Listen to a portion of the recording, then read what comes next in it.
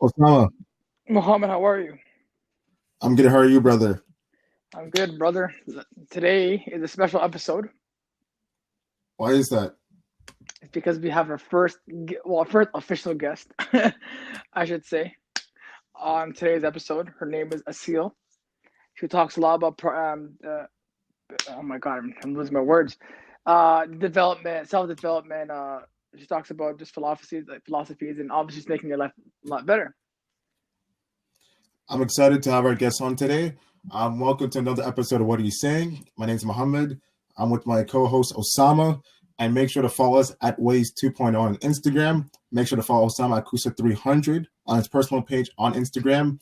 Make sure to follow me at Mohammed.global. That's my personal Instagram page.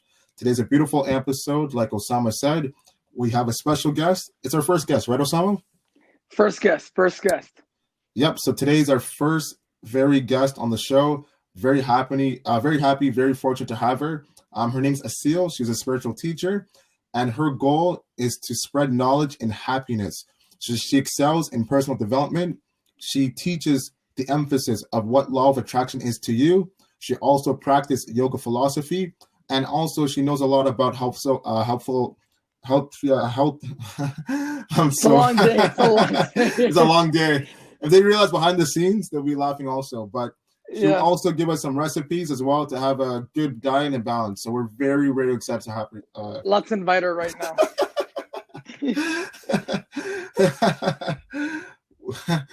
I think we need some recipes just for energy, man, because we are struggling. We are waiting for Aseel to join. I sent her the link. Yeah, honestly, bro, I was like, in my head, I'm tired. Like, the thing is, like, right now, people are like, yo, why are these guys so unprepared? It's not that we're unprepared. It's the fact that it's hot outside. We're tired. We're doing a lot of work. Yeah, that's the thing about podcasts, right? It's like when you come on a show, you start talking, you have to be energetic, you got to be super enthusiastic and stuff. People want to see you on like the edge, right? They want to see over 1 million as far as percentage, as far as energy, right? But when you go through Mm-hmm. so much and like especially behind the scenes before we record right now, it's like it's tough to get that energy right in the groove that you used to, right? So it's pretty funny. No, exactly, 100%. It's actually honestly, bro. It's even like when we first to people who haven't seen our first video on YouTube, go check it out. It's about social media. It Yep. took so long just to get ourselves not to laugh because obviously when you have me, yourself, and like just Jopper all together, we're all just Yep. laughing. I So think it took what 2 to 3 months before the first episode even came out. oh my god, yeah, 2 to 3 months, and then like another 2 to 3 months until it actually uploaded. Yeah. Yeah. And that's the thing, like patience goes a long way. But even though you're patient on something that hasn't happened, you're still trying to figure out the Hello. evolution, right? Asil, hey, how are you? Hi, I'm good. How are you? I'm good, thank you. I want to introduce you to my co-host, Mohammed. It's nice to meet you, Mohammed. Molly, nice to meet you. Welcome to the show. How's your day so far? Thank you. Thank you. It's good. It's good. I'm enjoying the heat wave, to be honest. I love I the like heat, that. so I love the yeah. heat too. I'm glad you don't like winter because winter is horrible. Yeah. And yeah, I'm born in winter too, so which is ironic. So, but yeah, Me here for too. summer. Oh, really? Yeah. Oh, dope. Yeah. Our first question for you: what is your favorite book of all time and why? Oh, my favorite book. So I love to read, so this is kind of a tough one for me. I would say The Power of Now. Ooh, that's a Um, good book. Yeah, I it's have my not read it. favorite. I would recommend it. It's my favorite because it has taught me things that I don't think I could have found anywhere else. It's very unique. Um, Yep. and so, yeah, that's my favorite. Yeah, that's a really good book. I believe it's by Eckhart Tolle, if I'm not Yes. correct. Yes. Yep. Yeah. I read that book a few years ago. My friend's like, you have to read this book. The reason why is because like I'm always thinking about the future and everything. And he's like, bro, you're never in the present. And I'm like, what do you mean? And he's just handing me the book. He's like, read this right now. So, so hold on. For both of you, because I haven't read this book, so do you guys?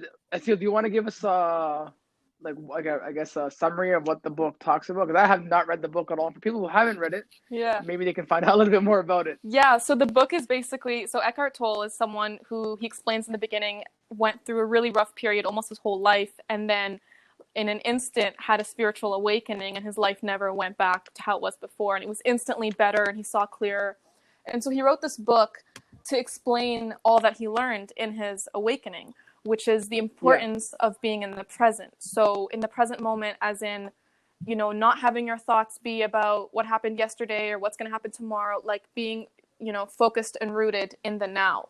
And he has it, there's different chapters, and each one has its own topic. Some of it talks about relationships, some of it talks about, in general, but it's all about how living in the now is just like the most powerful thing you could do for yourself and for your future. It's very empowering. It's actually interesting that you say that, because I found a lot of people, and like Mohammed, you know those people as well. You might know as well, Aseel, as a lot of people keep like dwelling on their past, as opposed to just living in the actual like future, like living in the now, or like they look way too far in the future and they're not dealing with the present, and then they find themselves in a I guess a hole, because they're not able to do what they wanted to do, or they're not able to get over what they did in the past. Exactly. If you're focusing on the past, then you're just creating more situations like the past, because that's where your focus is, and where focus goes, energy flows. So it's really, I like that.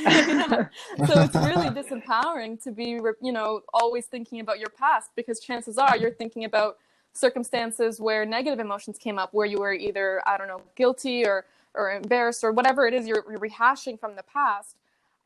It's not doing you any good. And so, that book is wonderful. So I want to ask you a question. Yeah. I know we spoke about it briefly before, like when we were like talking over text, but you said that you never really this was never I guess this personal development, or like I guess entrepreneurial wasn't like your thing in the beginning. You got into it as you got older. Yeah. So what was it that, I guess, a thought came to your mind? It's like, oh, I want to do this. I'm interested in this. So for me, it was just life experience. So I've always been motivational for myself, but I didn't think of it as a career path or anything, as a personal brand. But what happened was, several years ago, mostly my entire life, but I think several years ago was when it had gotten so bad. I was living in a way that just wasn't working anymore. My brain was, again, like focused on the past or anxious or whatever. I wasn't being the best self that I could be. And that led to so many situations that I just kept feeling more and more disempowered as I went on. And I always had a big dream. And for me to see myself slowly kind of going the opposite of that as I was experiencing over the years, because of all these like limiting beliefs and constant anxiety and sort of my thoughts getting ahead of me, all of these things, I got to a place that I was just, I want to call it rock bottom, because it was just so depressing and so negative and filled with anxiety. And I'll come out and say it, I had an addiction at one point, and there was so many things going on in my life that I said, okay, like, I'm not even thinking about, my dreams right now. All I'm thinking is, how can I feel better, like right now? And when you're in that point, when you're in that point of almost desperation, I want to say, you're like, that's such a powerful thing pulling you forward, because the only thing you want to go at that point is forward. And so I slowly started to learn things here and there. I started off with EFT, which is emotional freedom technique tapping. I'm not sure if you've heard of it, but it's very powerful. I actually have not. It's a very powerful tool energetically. It's like you tap on certain acupressure points and you do it regularly, and it just like clears your energy. That was the very first thing I did. And at the time, oh wow. At the time I was so new to all of this. I had no idea about the whole self-development world or spiritual world or anything. Yeah. I just felt I did it, and I was like, oh, like I feel a little bit better. And then the momentum, I slowly started to, put time into these things and learn them. Over time, I spent about 4 years now, like completely dedicated to the study of everything personal development and energy related. And in the past year, I got to a point where I said, I want to teach this. This is me. Yeah. Like, this is what I want to go out and give to the world. Yeah. And so that's really how my path unfolded. And I love how you just mentioned how you said you had to work on yourself before you want to be like, I guess, an expert on your own craft. And I think that's actually really important, because a lot of people, for example, will want to do something, but they haven't worked on themselves or changed themselves or even just educated themselves on certain topics like you did, which is really, really imperative for like, especially like personal development, which you're obviously expert in. For people who are not following Aseel, go follow her right now. You want to shout out your Instagram so it's handle? Aseel Anaptawi. with 2 eyes at the end. Great. And we'll definitely have it tagged on my personal one and Mohammed's personal one and on our Waze account as well. Yeah. Because I think people might have a hard time spelling that. Yeah. No, we'll definitely shout you out. Don't worry. Got you. Yeah, but I was gonna say even for me, like I remember I was in a place where I wanted to work on myself. Like I wanted to do so many things, but I guess because I wasn't in the right I wasn't in the right I guess mental state in a sense that I wasn't.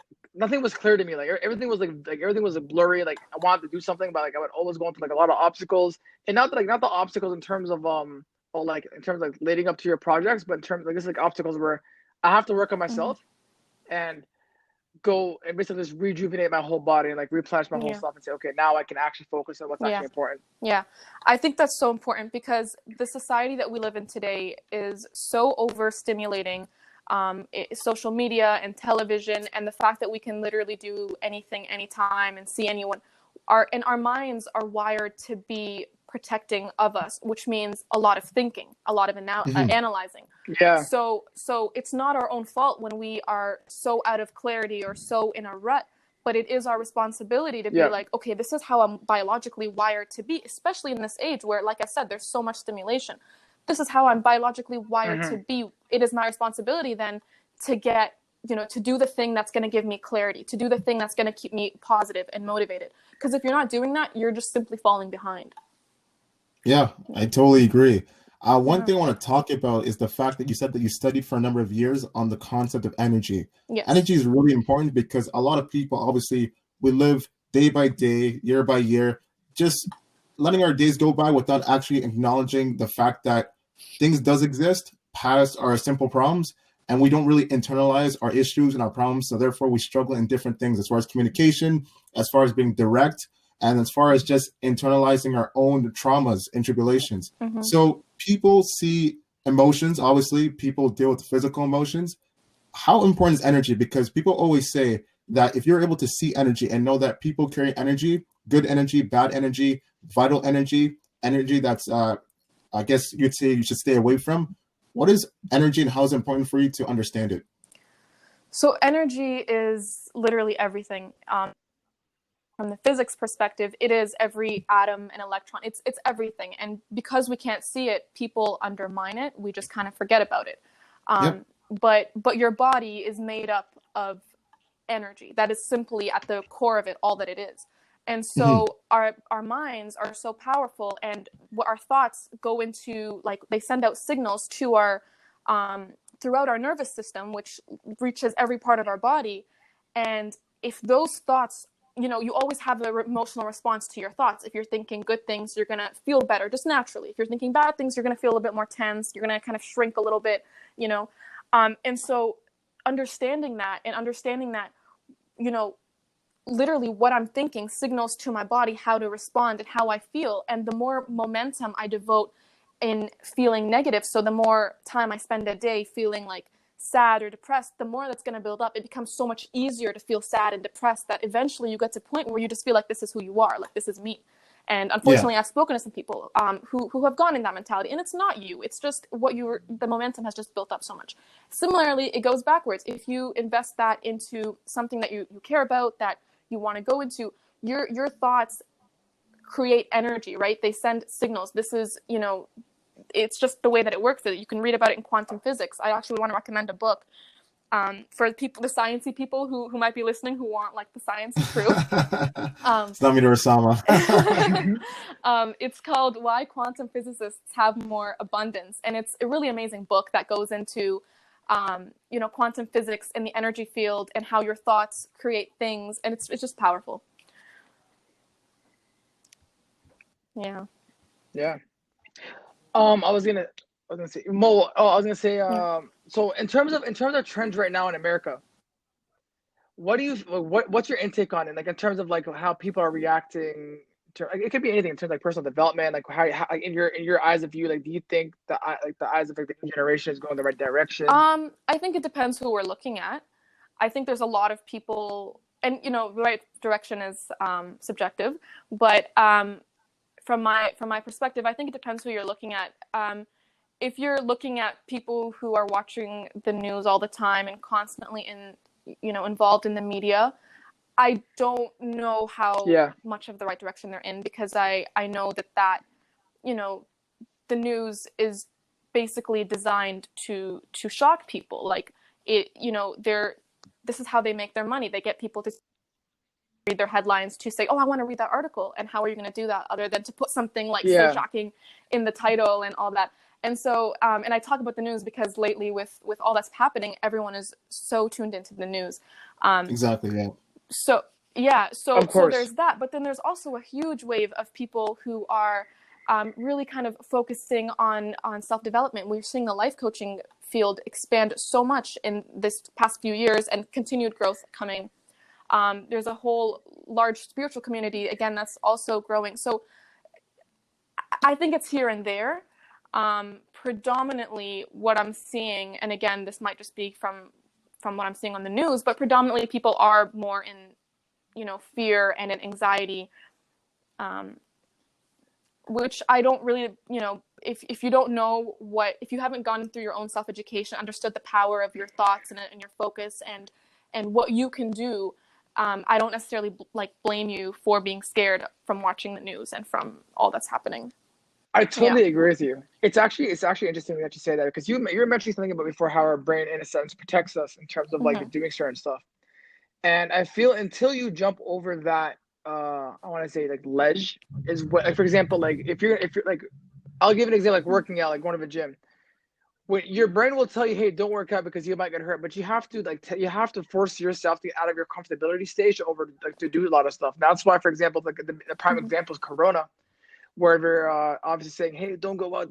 So that it's like, it scares you to like work on your craft or to do things that you actually love, whether it's like working out, you yourself talking about personal development or posting, me and Mohammed doing a podcast. So I feel it's important to, when you're hearing stuff on the news, to go research it on your own, educate yourself. Like self-education is so important. It's so important to the point where don't take like I wasn't the big school guy. I know we spoke about it before. I was a troublemaker at school.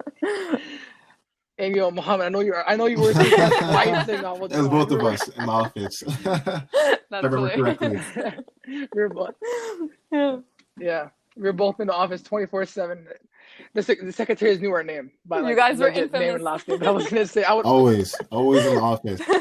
I'm not lying to you. Like, to people who might not like know me or know Mohammed, but I swear to you, there was 1 year where I probably broke a record. Oh my gosh! They were like, this was in high school. Yeah, but elementary. No, this is grade 5. Okay. Oh, so you guys knew each other from way before.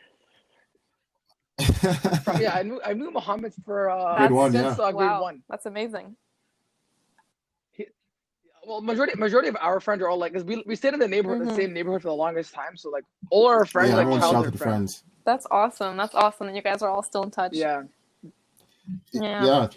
Like honestly, sometimes it's like you get bored. So it's like you get bored of your siblings. Sometimes it's almost like that. Like they get annoying. I've been with you my whole life. Leave me alone. Sometimes, like,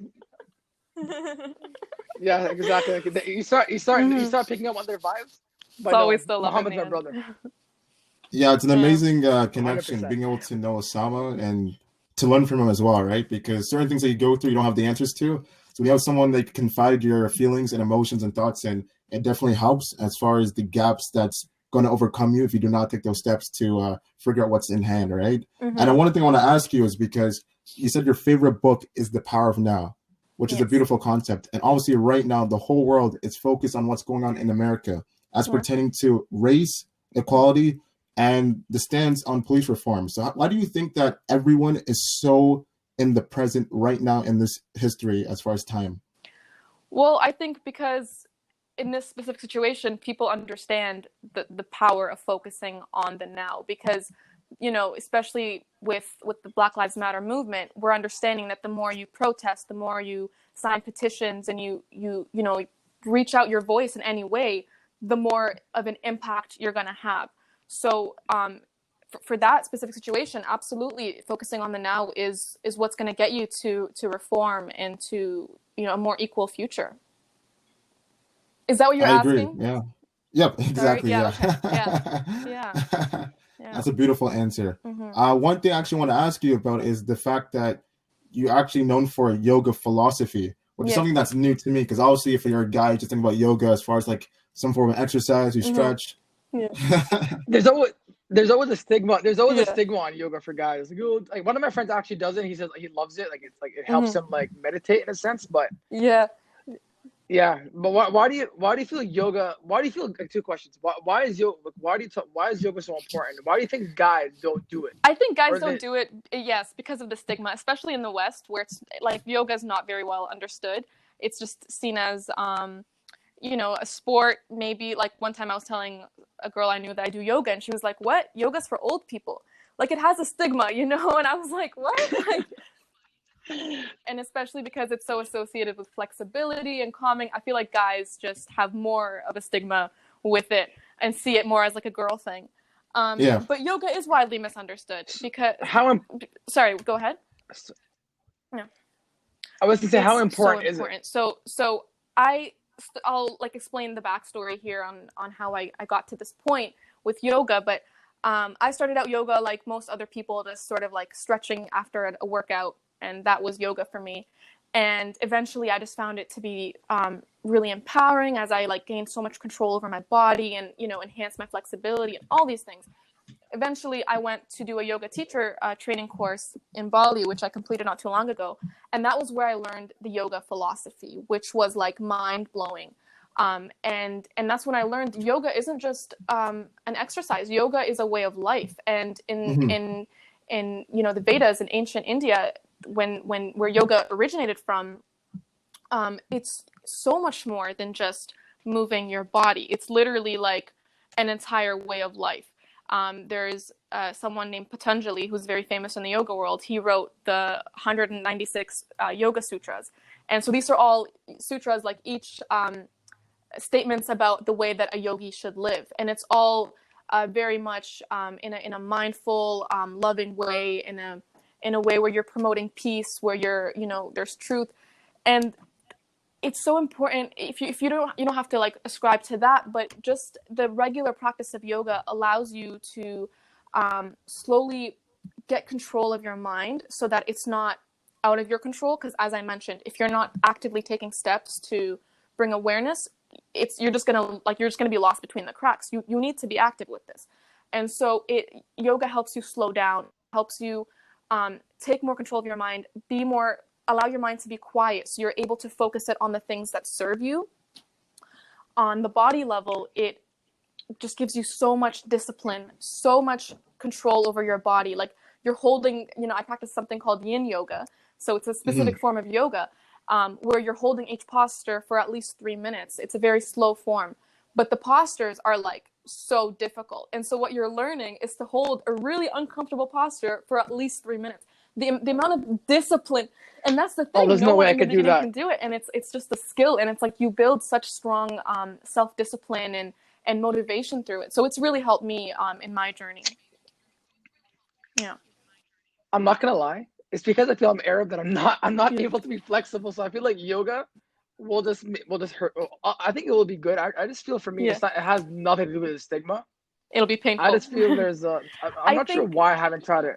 I think it definitely will be painful, but that's what so many people say to me. They say, I don't want to do yoga because I just don't have that flexibility. And like what I say is, no one has that flexibility until they start doing yoga. I mean, maybe if you're a dancer or a ballet dancer, then you have it, right? But most people don't. And that's exactly the goal of yoga, is to give you that flexibility. So if you walk into a beginner's yoga class, like everyone's not even going to be able to touch, you know, their hands to the floor, right? Like when they're in the forward fold. So it's very normal. When I started yoga, I was like not very flexible at all. It's just practice, right? And it's just part of the sport. Yeah. Do you ever think that you'll actually like host a class with yoga, like doing yoga on like your Instagram or like on Zoom? Yeah, I think if there's any way that like people like that I could help, you know, my audience, then I will do it. So if that's holding a yoga class, then for sure. I actually put up a poll, I believe it was a week ago, and I said, what are you most interested in? I gave them options. And one of them was yoga. But actually what people were what got the higher votes was energy healing and Chinese medicine and Ayurveda, Wow. which is all different forms of energy. So I think in my head I said I'm going to focus more on that in the future. But yeah, for sure, I can see myself hosting a yoga class. Yeah. Speaking about medicine, obviously, like on your Instagram page, you talk about law of attraction. Like you talk about like a lot of stuff, yoga philosophy, personal development. One video that captivated me, I think the first video I saw when I was looking through your Instagram profile, was how you're talking about for better sleep, and how getting, I think like sleep is really important, like a certain amount of sleep as well. But you're also talking about like I know black seeds. Translation. Black seeds. Okay, there you go. Yeah, I've always heard it in Arabic until I wanted to make this video. I had to learn the English version of it. It's just black seeds. Yeah. Okay, cool. So do you want to talk about that? How important sleep? Because you spoke about how important and part of yoga is for the body and like meditation. Obviously, I believe sleep is a great meditation as well. Sleep is so important for your whole body, but especially for your nervous system and for your adrenal glands. Your adrenal glands control basically all the secretion of energy. So when we say adrenaline, that's from your adrenal glands, right? So sleeping, especially by, preferably by 11 o'clock, if you're asleep, then you're like actually giving the rest that your adrenal glands deserve. Because in Chinese medicine and Ayurveda medicine, they say that each organ has a couple hours where it's like highest peak performance. So, for example, the stomach would be in the morning. So that's why they recommend eating at certain times and what to eat, because you want to do things that work for your body when it's the best time for that organ. So for adrenal glands, it's at night. So sleeping early, like I would say 9 to 10, but realistically maybe 11 o'clock is just so vital for your own life force energy, because your adrenal glands control so much. In Chinese medicine, it's part of the kidney meridian, so the kidney energy system. And this is the system that actually controls, or not controls, but has a lot to do with how well, you're able, like fertility-wise, for men and for women. It's about hair and hair thickness versus hair loss. It's for skin. So all these types of things are very much, working with the adrenal glands. So it's just so important physically, but also mentally. If your adrenal glands are exhausted, then so are you. You're just not going to have energy to do your work, whether it's mental or physical work. You won't. Like, you need sleep, especially early, around 10, 11 o'clock is like important. Yes. Like at night, 10 o'clock at night. 10 o'clock at night. Yeah. Okay, cool. Because I got people always make fun because I sleep early. Like I can sleep at 8:39 because I love to That's sleep. my favorite. Wake up early, start doing my work. That's rare. I always get hate. So I'm glad you said that. So all those haters, are like, oh my. I legit right now. I've been sleeping around. The latest I sleep is 1, which is pretty bad because it'll take me a couple hours to fully wake up. But I like sleeping early because I can wake up early and I feel way more refreshed. I can wake up. I sleep at 10, wake up at 8 o'clock or 9. I'll feel much more awake as opposed to if I sleep at 1 in the morning and wake up at 9. My body is like. It's so true. Like you're waking up it's drunk. So true. It's so true because for someone like you who's used to that, you're gonna feel it especially. But for people maybe who are used to sleeping really late, they've just gotten used to it and they don't realize it. But it's actually scientifically been proven that it's much more beneficial to sleep early, regardless of how many hours you're sleeping. Whether you're sleeping at 4 in the morning and you're still getting 8 hours, you're not going to be nearly as rested as if you've got your 8 hours but slept at 10 at night. So it definitely makes a difference the time that you sleep and how much more productive you're setting yourself up to be the next day. And even productivity is one thing, but just your mood overall, because, and this is, I guess, getting to law of attraction, but your mood and your vibration, your dominant feeling is everything. And so if you're setting yourself up to be waking up every day, really lazy, really late, not sleeping well enough, you're not doing what you as much as you could be doing for yourself. Well, I like the fact that I guess gateway which would have been my next question. Law of attraction is really important. I love your page. One of my favorite quotes that you actually posted, maybe it was May 27th to be exact. The post you posted was worry less about what others are saying about you and more about what you're saying about yourself. What you're saying to yourself. Worry about more what you're saying about yourself. Yeah, that's okay. And to yourself. Sorry. And I was going to say I like that because I feel a lot of people, for example, they want a lot of stuff in terms of law of attraction. They use that concept, but because worry about someone's validation or affirmation of what they think of them, the law of attraction almost deteriorates, because then they're so worried about pleasing someone And what else, but now happens, they have and to what happens is that worry usually about if you're that. using law of attraction in that way, usually what you're trying to manifest is actually not necessarily for you, but it's an ego desire so that you can like look good in front of other people or please other people. And that's what they call Yeah. ego desires. Like it could still work. It's just about the intention that you have. And obviously if it's an ego level intention, it's just not gonna really come into fruition. You're not using it in the way that it should be used. Yes. No, So I I was have just a going to quick. say that the best Sorry, way to go on, use go on, law go of on. attraction is to truly understand it and not just, I think, like watch The Secret and think you got it, because that's where, I mean, and that's a great start. Don't get me wrong, it's a great That's so start. funny. But it's like, it's a lot more than just surrounding yourself with that thing and writing affirmations. Law of attraction is the law that you attract whatever you're in vibrational alignment with, which in simple terms means whatever you're feeling on day to day, whatever is your dominant vibration, your dominant feeling. So you could have, I want to manifest $1 million and have that around your room all day and be writing affirmations and be doing all these things. But if your feeling is not compatible, it's not aligned with that, it's not going to work. And then you have people come out and say, well, law of attraction doesn't work. And I say, I don't know who taught you how to use it, but that's not the right way to use it. Yeah. Yeah, law of attraction, honestly, I feel a lot of people is like, for example, if I say I want to be like the motivational speaker, if you don't put in the work and like put your content, you're not going to get there. Like a lot of people just feel law of attraction like you saying it to the universe and then like it's magically going to happen. And I feel a lot of people do think that because they look at a dream and they don't execute it and make it a reality. Yeah. And law of attraction law of exist. attraction is like the law of gravity. Like it's there. If you want to believe in it, that's your choice. You don't want to believe in it, that's your choice. It's working in your life and it's creating your future either way. So it's up to you if you want to like work with it consciously or you want to just allow it to kind of do its own thing and you don't realize how it's working. But it's there either way. And I wanted to speak about the point that you just made earlier about putting in the work. And I totally agree with that. But I think if we're going to take specifically a law of attraction perspective, there's some like very, very, very intelligent law of attraction teachers that actually don't even talk about the work, that just talk about getting into vibrational alignment. So for example, if you want to manifest a car or whatever it is you have in mind, it's not even about let me work towards that. Let me, whatever, if that's affirmations or if that's actually going out and making money in order to afford it.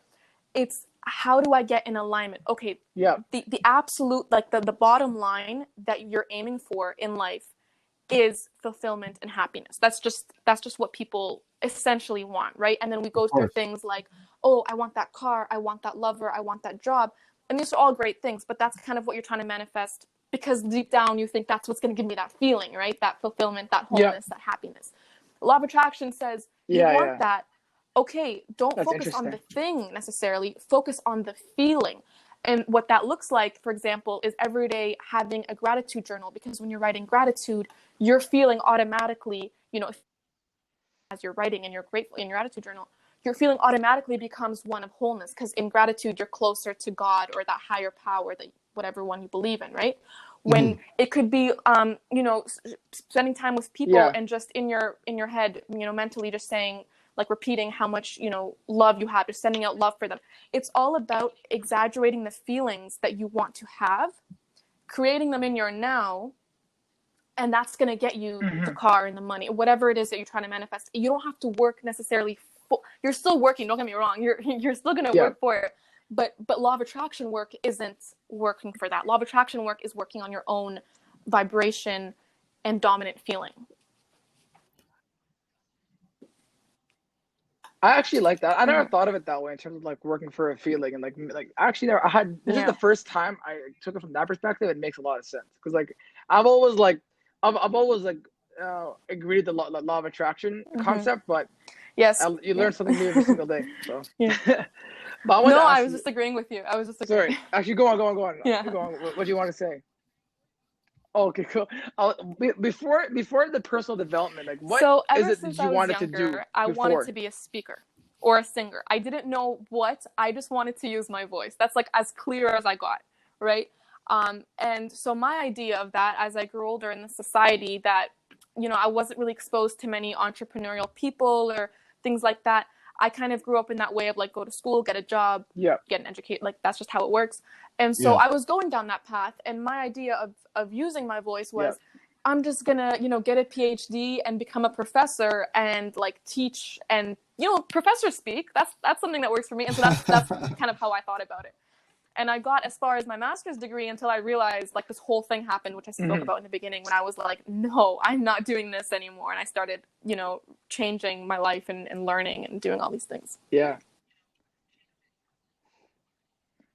It's actually really interesting. Like you went all the way to your master's degree, but then you took a shift in your life. You're like, I actually have a better feeling with this. I vibe more with what I want to do with this way. And you took a risk, which is obviously to some people might scare them, but to you, because you seem like a strong, independent woman, you're like, I'm not gonna allow fear to stop me. Appreciate that. I'm gonna go and Yeah, achieve what I there's want to do always since I was younger. that you do, and some of the most amazing things I learned in this whole journey is how to deal with your fear. Because I was someone who actually, regardless of what it looks like right now, I was someone who dealt with so much fear, and it held me back in so many ways. And that's kind of why I was stuck in that whole like, okay, let me just get a degree and get education, because that was what I felt like would not have the fear anymore, right? Like if you have the degrees and whatnot. But in my whole journey of self-development and all this learning, I learned fear is normal. Fear is always going to be there. Your brain is literally designed to like scout your entire environment and look for fear so that it can protect you. Now it's just a matter of how do you deal with that? How do you proceed? Because you can't have it hold you back all your life. Like you're not going to be fulfilled. One thing I actually want to ask you about, just going back to when we're talking about sleeping. Yeah. I have a lot of friends that have insomnia, and it might be insomnia due to mental health or just a lot of stress at work. And they've tried different methods. They've tried books, videos, motivational speakers, or advice from different friends, and they still feel as if they can't sleep. Like it's hard for them to shut their brains off because it's always working to various reasons. What advice would you give for people who have insomnia or people who just hard for them to go to sleep just because of stress and just an overthinking mentality?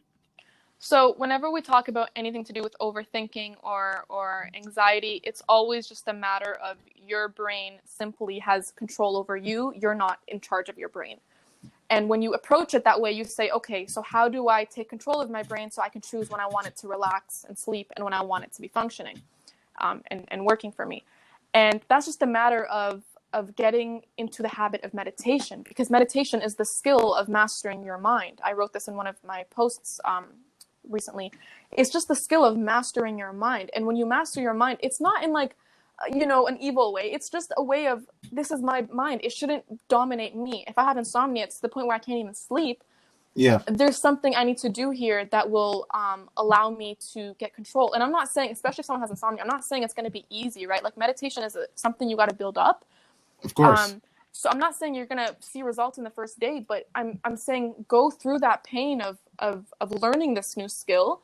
And that way you're going to find yourself sleeping so much better, having control in like so many areas of your life, and just feeling, powerful and in control, really. Yeah. Oh no, I'm still here. Sorry about Mohammed, that. Bro, No, yeah, beautiful answer, beautiful point. Thank you so much. We really appreciate it, because there's a lot of people, especially people that I know, they always have trouble sleeping, and you try to give them different advice and tips, and still it's as if there's some cloud that's over them. It's hard for them to walk into the sun, right? So you're giving those answers, and that clarity definitely winds up their perspective and understanding. Yes, I would say stick with it, because I think that, we could tell them to meditate and they might say, oh, that's a good idea. But like, because it takes, because it's a process, they might not want to, after a week, they might get bored and not do it, and it's not working or whatever. I would just say stick with it and like give it a month for your friends who are experiencing this. Give it a month of every day, 15 to 20 minutes of mindful style meditation, which is just like paying attention to your surroundings, quieting your mind. And they will definitely see results. Just stick with it. Yeah. But I guess well, test me if I'm wrong, because like the friends you're talking about, I obviously know who you're also talking about. But sometimes I found when you're putting yourself in a bad environment, obviously, let's say like negative environment, sometimes would you say that affects your sleep? Because Yes, like you're absolutely. going to bed Absolutely, with because then negative you're more likely to go energy. to bed and start thinking about that negative situation and how you can make it better and what you should do next. All these things that your brain, keeps trying to do for you. So you're just giving it more of a trigger to be overworking. So for sure. Yeah, so like which I fully agree. That's why when I'm like actually before I go to sleep, I honestly just clear my mind out and watch like Okay. Yeah. honestly I watch like While you're on I'll be on TikTok watching TikTok, videos. watch whatever video, and then listen, dude. Why am I on TikTok watching videos? Oh, Laughter is Because amazing. I laughter is the agree. best emotion. First of all, I would see, and I do consider Okay. myself a comedian. Just out there, put it out there for the fans to know. But no, yeah. I just feel laughing is good. Like I don't I hate. Yeah. Like, I remember Yeah. sometimes I'm not gonna lie to you. Actually, I have a question. It just popped up in my head. Why does are you Kind well of. like do you know what sleep paralysis is? So do you know why it happens? Because one So time I I've remember the actually first time it never happened to me, I freaked out. I'm like, bro. I don't know to exactly how to answer that because I've never experienced it or really like talked about it. Um, so I'm not really sure, to be Yeah. honest. All good. I honestly like I might as well put it out there. I remember it happened to me and I got scared the first time. Like, yo, what is it? And it's like due to stress and like negative stuff. I'm like, I bro, have I do a never want question. this to ever happen to me Which again. country are you from? What's your background? I'm Palestinian. Palestine. Yes, yes. And being from that country and Palestine, being shout out to the Palestinians. from that derived from that history and that lineage, Mm-hmm. how important is it for you to have that pride and that sense of awareness growing up in your household and especially outside your community? It was so important, growing up, because I grew up in the Emirates, Oh, such a good question. so I never really lived in Palestine. So ever since we were younger, my parents always instilled this sense in us of, like, you guys are Palestinians, you're living here, but don't forget, where you're from and what your history Yeah. is and all that. So I definitely grew up with a lot of that. Yeah. And then over the years, I actually became, especially in high school and in beginning of my undergrad studies, I became such an activist for Palestinian rights and in general, really any sort of marginalized groups' rights. It's very important. But now that I've taken a spiritual path in the past year or so, I've kind of started to shed all forms of separation, because as much as I am proud of being a Palestinian, and I'll say that all day, but I also think that when we are doing that, sometimes we kind of can exclude ourselves, and it just makes for more like nationalism and separation, things like that. And Yeah. I never want to be an advocate of that. Yeah. I just want like peace and love, and just to spread that as much as I can. Yeah. That's a beautiful answer. Which And I totally actually, agree to with. touch upon that, what is the world that you want to see? What kind of society do you want to see as far as people, ethics, morality, and as far as politics? What is the future world that Aseel wants to see that happens if she had control? I want people to be strong, loving, united, and independent at the same time. That so much so that they're able to move out of their own way and allow themselves to express their own genius. Because I think when we give that to people, not give it, but once people are able to understand that and apply it, Yeah. when you're in a place of so much self-love, you're able to what they call it, like filling up your own cup. You're just so filled with your own love that the only thing you want to do is spread more love. I'm not talking about the vain kind of self-love that isn't even self-love. I'm talking about like the filling up your own cup. And so essentially what I want, what I would love to see in the world, and what my long-term vision is, to create this movement of people who are just in love with themselves, imperfections and all, that they're able to say, okay, screw all of this like limiting beliefs that I have against why I shouldn't do the thing that I want to do, because everyone has some sort of passion or dream or something, right? Regardless of the size of it. If you're able to love yourself so much that you can get out of your own way and express your own genius, then think of first of all, the people become so much happier in themselves just doing that and more fulfilled. And in that way, they're advancing humanity, because then you're going to have innovators, you're going to have artists, you're going to have speakers, you're going to have all sorts of intelligent people, like not being limited by their own beliefs and just coming out, right? Not being stuck in comparing each other on social media and all these things that just are like part of limiting beliefs. When you come out like that, you create a world where, you know, when you're fulfilled and you're happy and you're loving, that's all you want for other people. Yeah. And that would be like, that's my ultimate vision. That's a beautiful world. I would love to see it one day. I would love to see it happen. I'd love to see people talk without having an intention for the other person to suffer. Yes. I'd love to see people respect each other despite your color, creed, gender, or Absolutely. religion, right? And that is a world that we talk about at Ways. And you're talking about the genius and how it should be allowed to be exposed, as opposed to certain cultures and ideals where your genius could actually be used against you, which is actually a false dichotomy that's in modern society. One thing I want to ask you: if I don't know my purpose and I don't know how to tap into my genius, that geni, how do I tap into that? How do I realize my potential and also my purpose in this world? Yeah, that's a question that I had for myself for like 2 years. And I think it's a very common question and a great one at that. I think you never like stumble upon your purpose. What happens is that you just got to get your feet out there. You got to get out there and like experience things, right? The more that you try, the more you're going to naturally find yourself in each situation leaning towards something. And if you take a look at it, and especially like I always recommend journaling and things like that, if you bring awareness to what it is that you're doing and what you naturally grab, you're going to naturally find it. You're going to naturally find your own gift and your own genius. And it's always changing. It's always, the more you reach your own potential, the more it expands, right? Yeah. So the more you work towards it, the more you're going to be like, oh, and then within this specific category, I like this, and I'm good at this. And you just go with it. Like, it's just about taking action and finding what's best for you. I put up a video about this on my story not too long ago, and it was, again, addressing the same question. And the video is, like, put that aside for a little bit, forget about finding, quote unquote, finding your purpose, and just do some self-development work. Just read, just exercise, just do stuff that's good for you. And I'm telling you, you will find it. Like, you will know what is good for you. Yeah, that's a beautiful answer. Thank you so much. I really appreciate that. Yeah, no problem. Yeah.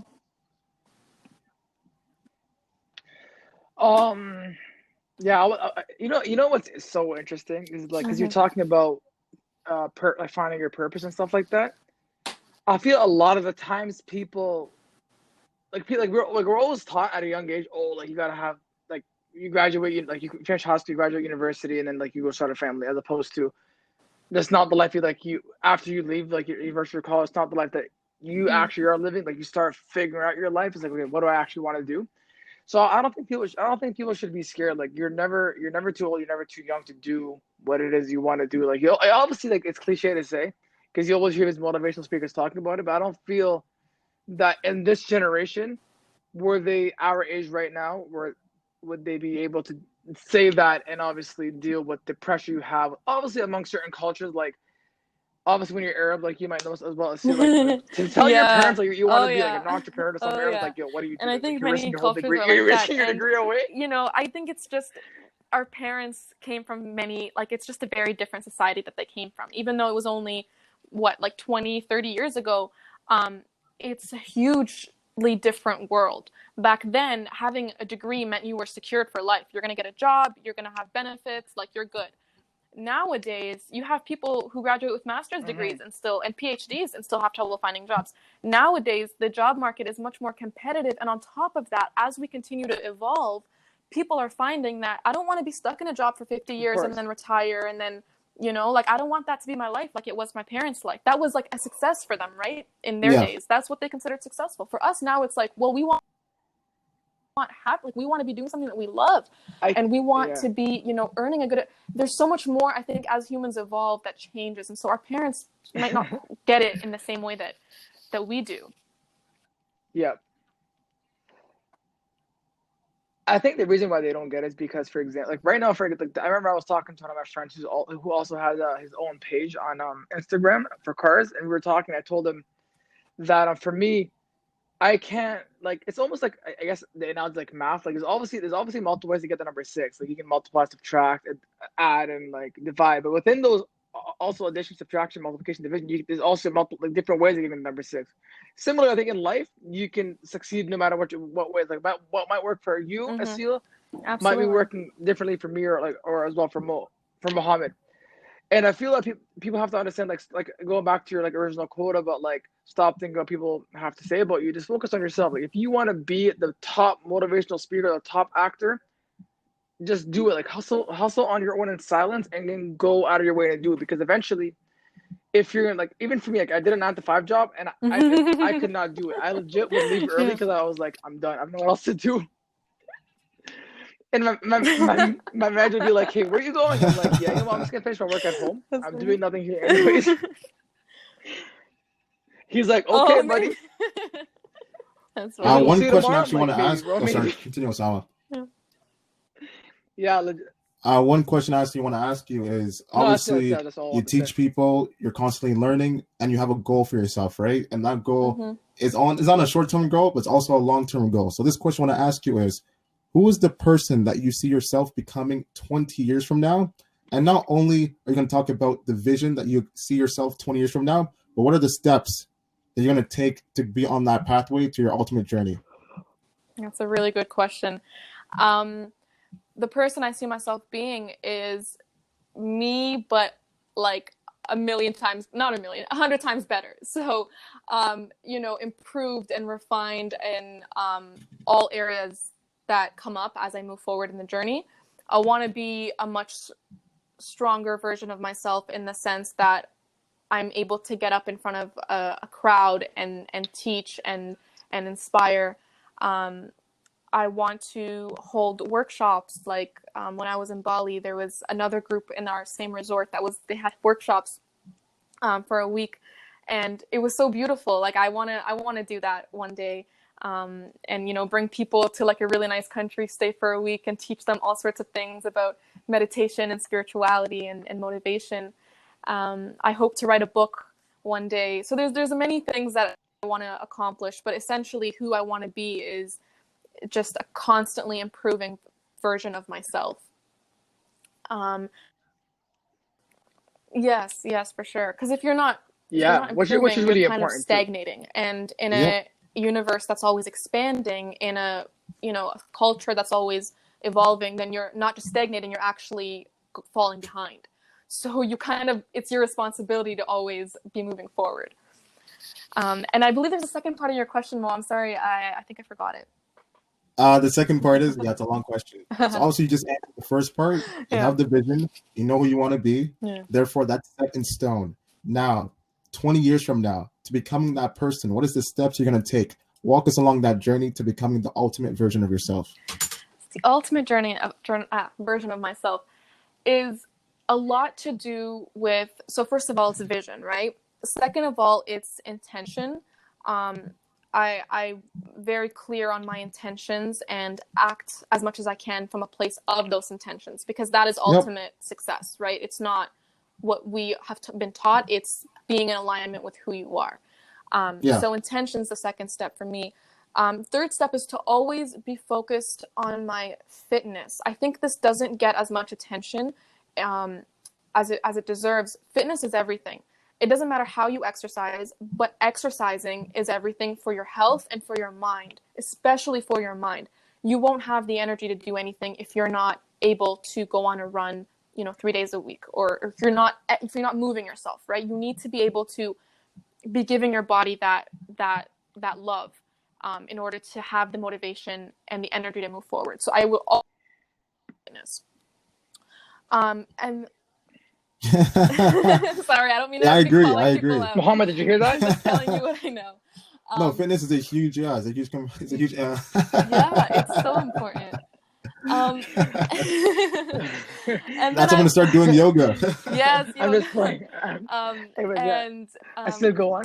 Intellect. I want to always be focusing on intellect in the sense of always learning, because anything you try is, especially in the entrepreneurial, personal brand type of world, for me is going to be super new. I don't have experience with it. I don't know it. And so I always want to be learning and becoming a better version of myself so that I'm doing it and I'm, finding success as I go. And the last thing and the most important for me is to always maintain my spiritual connection, because that along my journey has taught me what the true purpose of living is. It has taught me why I'm here, and just all like the possible positive emotions that you could feel have come to me through spirituality. And so I usually say I don't like to set specific goals. I like to just, meditate, have an intention, and let God guide me, because that has just worked tremendously for me in the past few years. And it's what I aspire to be doing for the rest of my life. That's incredible. Yeah. Thank you. Incredible answer. I appreciate that. Yeah. Osama, you still there? Yeah, it's kind of tough. I'm still there, not bro. in, like, video chats, it's hard to see, obviously, right? So as far as the timing, it's impossible.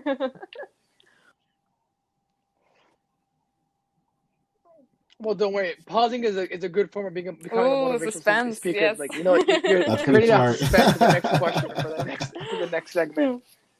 There you go. But no, I'm good. I'm good for time. Do you still have time to be on the pod? Like, I don't want to take too much of your time. Yeah. All right, cool. I have like one more. I guess like one question. Actually, two. You want two? You were talking about keeping yourself like spiritually focused on your, I guess, the goals. Like, because Mohammed asked a question about where do you see yourself in like 20 years from now. So, what does keep you focused on what you're doing right now? Like, what do you say to yourself to keep yourself motivated and driven? So in my journey, keep off track. I've come to really focus on emotion and on feeling. And what motivates me is feeling, because in the world of law of attraction and in the world of spirituality, it's all about how you feel. And you develop a vibration that becomes so high over time that it becomes like whenever you're under that vibration, whenever you go lower, you're like, oh my God, no, I can't. And then you just have to get back up to that vibration. That becomes who you are. What motivates me is that vibration. It's that feeling.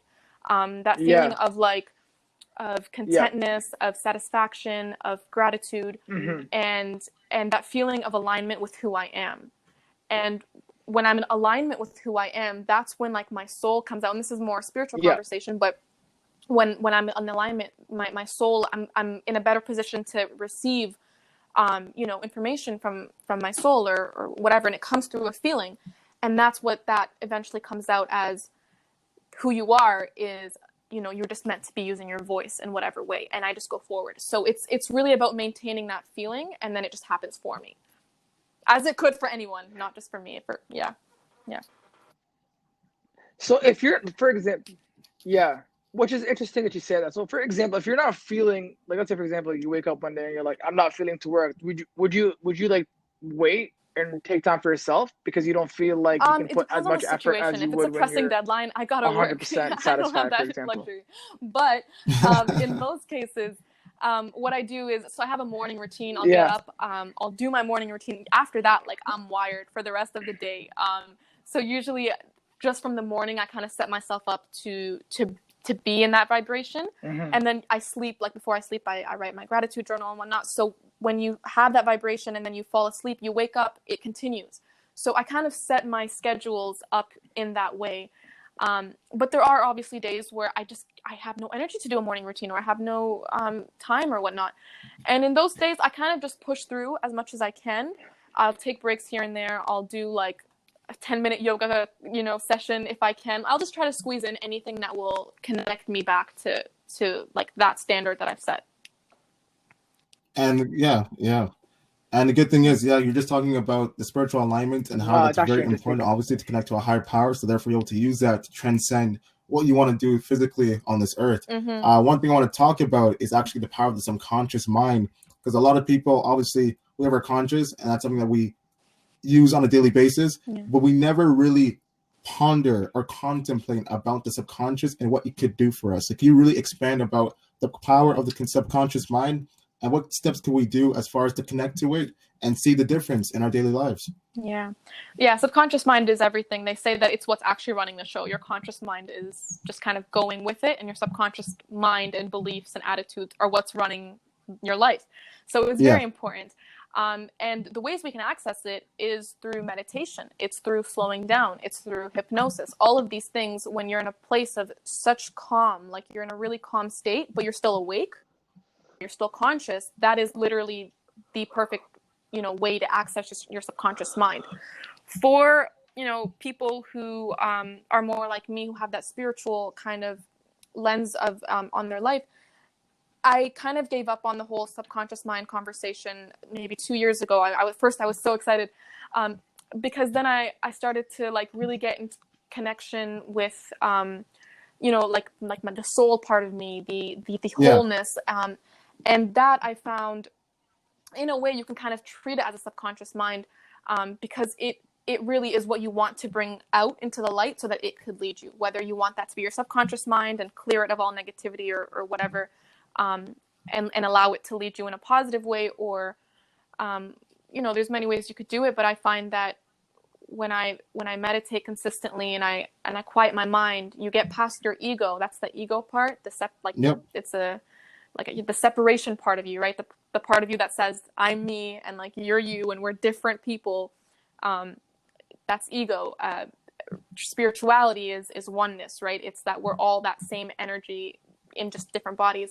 But where I was going with that is once you get past the ego part of you, and you're in touch with your soul, you're just a lot more clear. Like you're just clear on, okay, this is what I have to do. This is my purpose. This is my mission. This might scare me, but I'm just in such a high connection place that like I don't really fear that much. Like things like that. It just, again, you could approach that from a subconscious mind type perspective or from a soul perspective. Either way, it's this really powerful force that will help you, and so you have a lot of benefit to gain in accessing it. I agree. That's a beautiful answer. Yeah, because usually a lot of people talk about the subconscious mind and they always have an overfixation about that. I definitely agree with the soul, because the soul is everything, right? That's the thing. That's the one thing that's going to lead us in life, like you just said. And it knows your path to fulfillment. Like it knows. Like a lot of us question so much, what fulfills me, what makes me happy, what do I need to do? And it's like if you just stop asking and analyzing, and you just get into that practice of like listening. You'll have all the answers, and you'll move forward easily and like with trust and beauty in your life. And so that's really what made me passionate about what I do today. It was really just this connection that I'm thankful to have developed.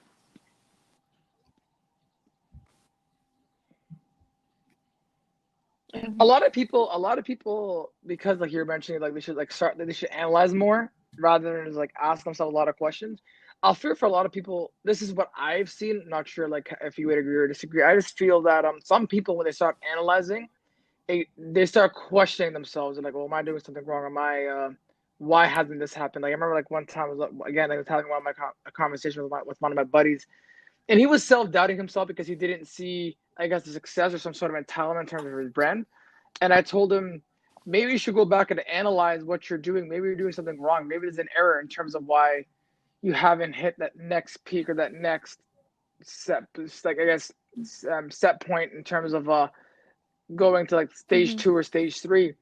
And I feel like people should take a time to analyze, but not be negative, more so just being like. And there's many different perspectives on this. Like it's very valid. To, like asking 1,000 questions. Way to approach it, as you're saying, is to analyze, look back, address what needs to be addressed. That's how we're taught to, to fix situations and to go forward. I don't disagree with that. I just, I feel like when you're in that place of, when you're not really connected, and again, like I come from a spiritual sort of lens here. So when you're not in that place of connection with your soul, with God, you're going to have, whenever you have a problem, you are going to be a little bit more scared. You are going to be questioning, analyze. You are going to be like, what if this is not enough? Or what you're going to yourself, you're not enough in that situation, right? That's how you see yourself. And so you could have, like, many people benefit from going back and analyzing and addressing in a logical, clear way, and they'll fix their problems for sure. And I use that sometimes too, but more than anything, what works is to just like let universal intelligence, which is beyond what we can even comprehend, come in and like fix everything. And usually what I love to do in really bad situations is just to like pray for the highest good for all in this situation. And just saying that, first of all, sometimes when I say that, some resistance comes up and I go, well, what highest good for all? You know, we live, like the ego lives in a, like a, what do you call it? Like a zero-sum game. One person wins at the other's expense. There's no such thing as we both win. That's kind of the ego world. And sometimes my ego responds with that kind of resistance. Yeah. But as I do it more, I see that, and there have been situations the highest good for all has come in those situations where you actually surrender and whatnot. And so it's all just a matter of just really like getting into that connection and knowing that all of our limiting beliefs, all of our struggles, all of our problems, all of our like hatred or negativity for other people or whatever, it's all from the ego, like all of it from that sense of separation. Almost every religion says you are one, you are united, you are, and when you get into that, when you lean into that a little bit, the momentum will take you of that energy. The momentum will take you more into it, and you'll find it easier and easier to get into it. And you'll just find like there's no such thing as I win at someone else's expense. There's no such thing as that person has to suffer for me to be happy, or vice versa. There's no such thing, right? And it just depends on the kind of world you want to live in, and in your head, which then is reflected in your outer world. And you can create so much with that, depending on which way you go. Yeah, you said two captivating things that just I guess struck a chord with me. First thing you said about how depending on how the world you live in terms of like not wanting bad for others, or wanting bad for others depending on what world you live in. And two, you spoke a lot about like spirituality with faith God, right? So is how important is faith why to you? I believe I'm here and we're all here and everything. Any question is faith. Is that what you meant with that question? Yeah. Yeah. Yeah. It's just because like in like you talking about, because for me like obviously getting to know you more now over this podcast, I believe personally that without faith you're not able to achieve like anything, to be honest, just because you need that faith obviously within yourself, and obviously more so within God, that if you are a believer in God, that you need faith that He has the best of rewards for you. Which is really important to have that spirituality with God, like pray that you'll have good. You pray for your friends. A lot of people are selfish, where they're only praying for themselves, and they're like, bun my friends, I ain't praying for you guys. But like, but I'm pretty sure like you want to see your friends as successful as you. I actually have a two-part question. If you're at the top, you want them at the top. This question, the two questions I'm about to ask you, is from two different perspectives. The first question is from a perspective of a person who has limiting beliefs. Therefore, I don't know what to do. What's the point of everything? And nothing really matters. So my first question to you is, what's the point of everything? What's the point of everything? The point of everything is evolution. Like the universe is constantly evolving and expanding, and that is part of every living being on this earth or other planets. It's just evolution, which comes in forms of learning, of connecting, of expanding. Like if I were to get on a really high level answer, like that would be my answer, right? It's just evolution. And what I would say specifically to that person, because I was like literally in that place, I know exactly how it feels. A couple of years ago, or maybe longer now, I would tell them just learn, like go out of your way instead of feeling like crap and then watching Netflix to feel better, because that works, but like actually devote some time to learning, because that's where my whole journey started. Just learn, here and there. What makes me feel better? What does that? And you slowly like whatever you need will be revealed to you as you go forward. But just take a step, and don't look at the full picture and go, oh my god, because it's overwhelming, right? Just take a step, like that's it, and seek out mentors, seek out people, learn. And my second question is, because the first question was from the perspective of a person with the limiting beliefs, the second question is for all those who loves and are really into high-level answers. How deep is the universe? How deep is the universe? In what terms do you mean? Simply, how deep is the universe? I'm not. Like Because you talked about a person with a limiting belief. Yeah. Now, this person already knows about subconscious, the soul, all these different things, enlightenment, all these things. But simply, how deep is the universe? How deep are things?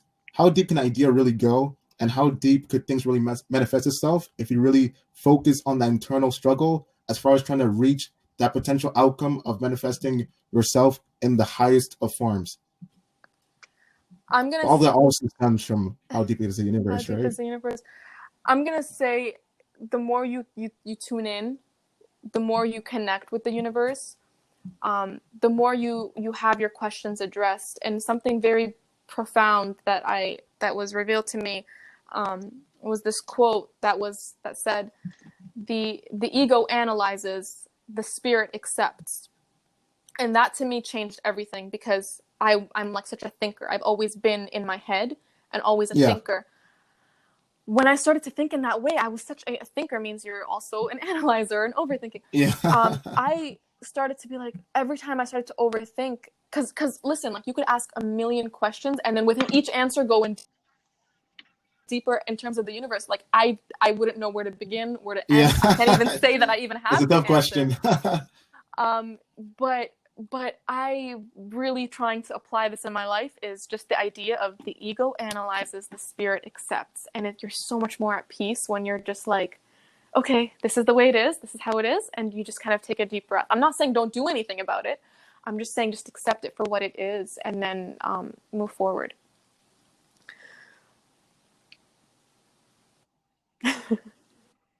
I'm sorry. I'm just loving the answers. That's why. Oh yeah, definitely. Mo, why do you keep Mo quiet? This guy's in deep thought. He's like, yes, she answered the question. Thank you. But I was gonna say, yeah, that's actually a beautiful answer from my end. I'm not gonna lie. When you first asked the question, I was like, if you had asked me that question, I would not know how to answer it. I was like, I learned a lot today. I'm not gonna lie to you. Like, going to this interview, like I told you before, I was really excited to get to know you even more. Please.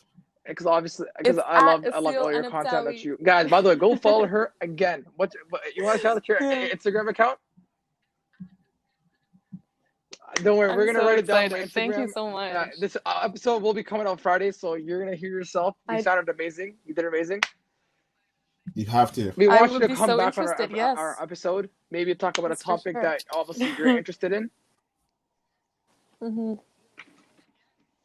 For sure. Well, for sure. Let us know. No, I think it's really great what you guys are doing, and I so appreciate you taking the time to speak with me and put me on. Mohammed, you want to? Oh wow, respect! Wow. Oh, you're welcome. This was definitely 2 years. Yeah, 2 years in the a making. lot of struggles, 2 years in the making, hardship, like, failures, but obviously failures. A lot of ups gives you and a downs. lesson. So by using that, you're able to make that something that I guess has the best result at the end of the day. And once again, very thankful, appreciative for you coming on the show. Thank you. Definitely come back in the future. Yes. I know our audience is going to love this episode. A lot of nuggets. You can point back to yoga.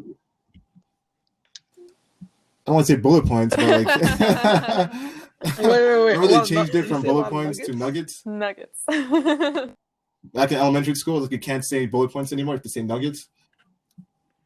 Oh, I remember that. Yeah. Look, definitely a lot of very potent and powerful information that you gave to us, and I'm very thankful. I think I got to listen to this once again and to actually take some notes, because there's a lot of cool concepts that we learned, and I think by having you back on the show, we could expand upon it more based on what our audience really likes. Yes, for sure. Yeah. Me too. Yeah, absolutely. Yeah. Aseel, thank you. I'm actually so thankful you came on the podcast. Thank you guys, both of you. I enjoyed the great conversations. Yeah, guys. Yeah. You're welcome.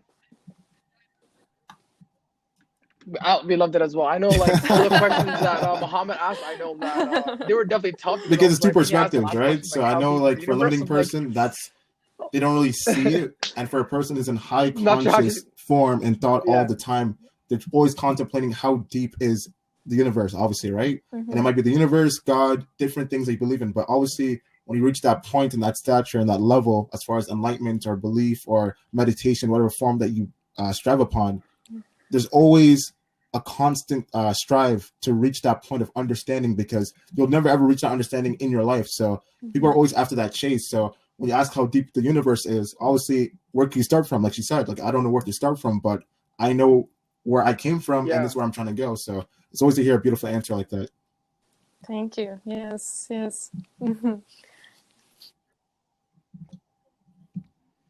Yes, you're welcome. Anyways, to everyone listening to what he's saying, thank you for listening and paying attention. Make sure you do follow Aseel. Mohammed.global. Make sure you follow us on our personal Instagram accounts, Kusa300. Mo, where can they find you, bro? Yes, Mohammed.global. And then Ways 2.0 on our Instagram account. I legit just zoned out. And it'll be available on and we Spotify, drop Mondays, Wednesdays, and Fridays. Apple Podcasts, This episode will be Google dropping on Friday. Podcasts, Radio Public, So we'll catch you guys soon. Breaker, YouTube, everywhere. Anchor as well. Everywhere. Mm-hmm. Yeah, We're just trying to be diverse. We should stop naming That's because the I goal, forgot right? all the platforms. Yes. Have a Thank good you night, so you much. guys. Thank you. Enjoy the rest of your night. Exactly. You Anyways, too. guys, Bye. peace out. Bye. You as well. Yes. Bye, Aseel. Mohammed. I learned a lot, man. Yes, it was actually Sometimes an the amazing cucumber conversation. tastes I hope better everybody pickled. did like it. Amazing. I learned a lot. What she talked about when the frog leaped over the bridge, it was amazing, because I never learned stuff like that before in my life. Like, sometimes the color yellow might be gray if you just close one eye. Yeah. So it's amazing how she was able to break that down. Yeah. Dude, yeah. 100%. Even like when we first saw the conversation, like I know when you're like everybody when Muhammad's quiet, it's not because he doesn't know what to say. He's paying attention to the person talking. Like he's learning. I guarantee this guy was writing notes. He was taking in the information, and he only asks a question that are powerful. He asks a lot of powerful questions. And to be honest with you, I was so excited for this interview, because I was even like texting her, like she obviously knows that. The best. By the way, like this is one of the best episodes, my favorite episode by far that I've ever. Like she's gonna hear this and like, oh my god, like yes. Yeah, we filmed a lot of episodes. The best episodes. The thing is, obviously, when you have like, and we people filmed on your show, 200, obviously they're talking about things that they're well versed in, right? But we filmed a lot of. You know how like we talk about people who have like two forms of knowledge. It's general knowledge.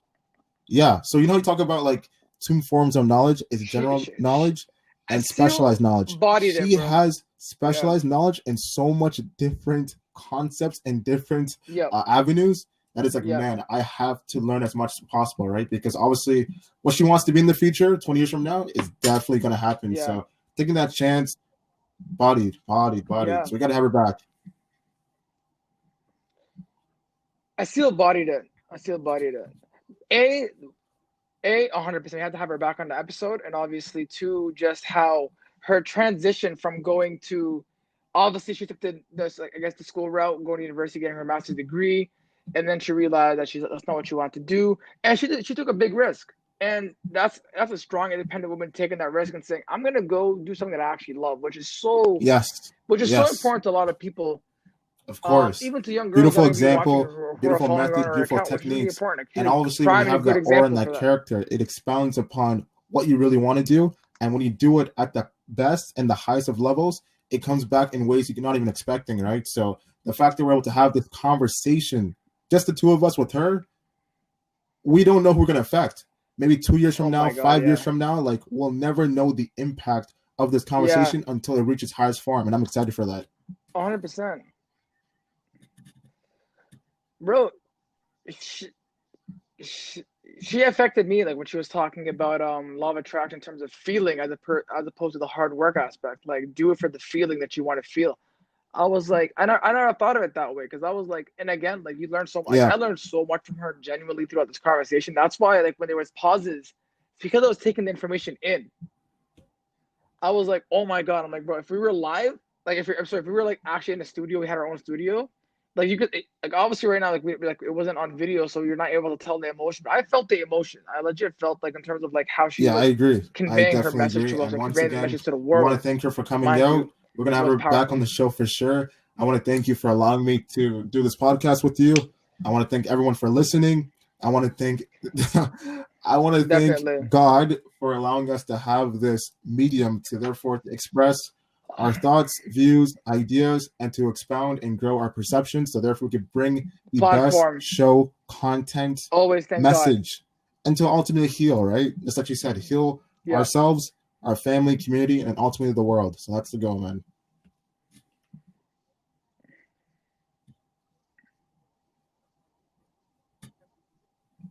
That is the goal, Mohammed. As you said before, it's always a welcome, brother. Yep. I love doing the podcast with you, and to everybody listening, make sure you do catch us on Monday, Wednesdays, and Fridays. And if you want us to interview someone, Yep. please comment on our account, All right, personal man. or professional account. This way we can reach out to them and Longest, interview them. yes.